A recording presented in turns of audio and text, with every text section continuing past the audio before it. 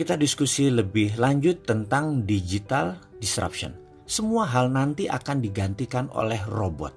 Apa yang bisa mekanik dan elektrik pasti diganti robot. Jadi manusia semuanya nanti bisa digantikan oleh AI.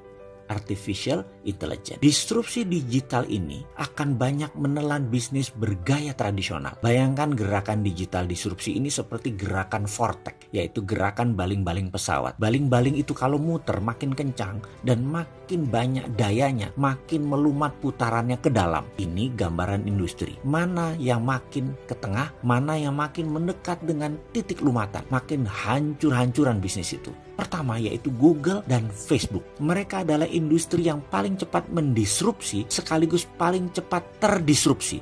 Dalam 10 tahun ke depan akan terjadi perubahan dalam dunia sosial media dan dunia search engine, di mana mungkin saja tetap Google yang memimpin, namun sudah bergeser jauh kefungsiannya dari saat ini. Kedua, media akan terdisrupsi yaitu media mainstream. Kompas, Femina, Jawa Pos, RCTI, TVRI tidak tahu lagi sampai kapan. Namun di tahun 2030 rasanya semua itu menjadi dinosaurus, hilang. Contoh saat ini ya, Net TV itu tiba-tiba melay-off banyak karyawan. Persaingan mereka itu dengan individu yang asetnya minim.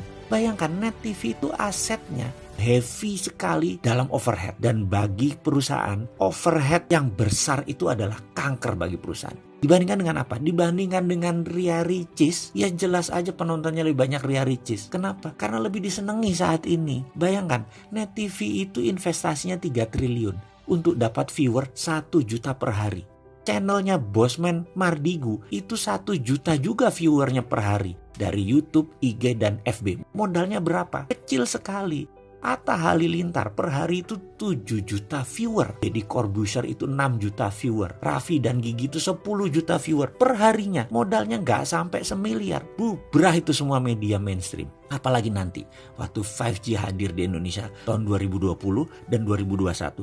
Generasi milenial dan generasi Z tidak nonton TV. Nontonnya semua berbasis internet. Ketiga, apa yang terdisrupsi? Retail shop. Ramayana, Matahari, departemen store serba ada akan musnah menjadi marketplace digital jualannya. Menjadi personal bisnis itu dan menjadi direct bisnis itu. Produsen langsung ke konsumen dan konsumen langsung request ke produsen. Nggak ada lagi orang tengah, nggak ada lagi pajangan, nggak ada lagi retail shop. Keempat adalah hadirnya fintech, financial technology. Barusan kita cerita kalau banyak bank akan atau sudah mengurangi kantor cabangnya. Ini akan merubah dunia perbankan, baik dari jumlah cabang, jumlah karyawan, hingga jumlah ATM. Di tahun 2030 bahkan, dibandingkan dengan saat ini, akan tinggal 20% jumlah karyawan bank, cabang bank, dan mesin ATM. Karena semua sudah menjadi mobile. Kelima, selanjutnya, apa yang terdisrupsi?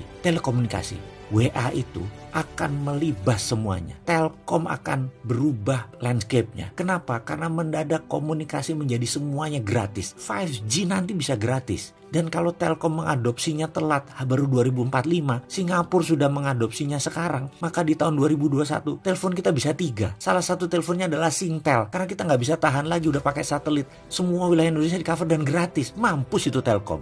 Tapi itu adalah bisnis yang terjadi bahwa telekomunikasi akan terdisrupt kalau tidak cepat-cepat melakukan perubahan game changing.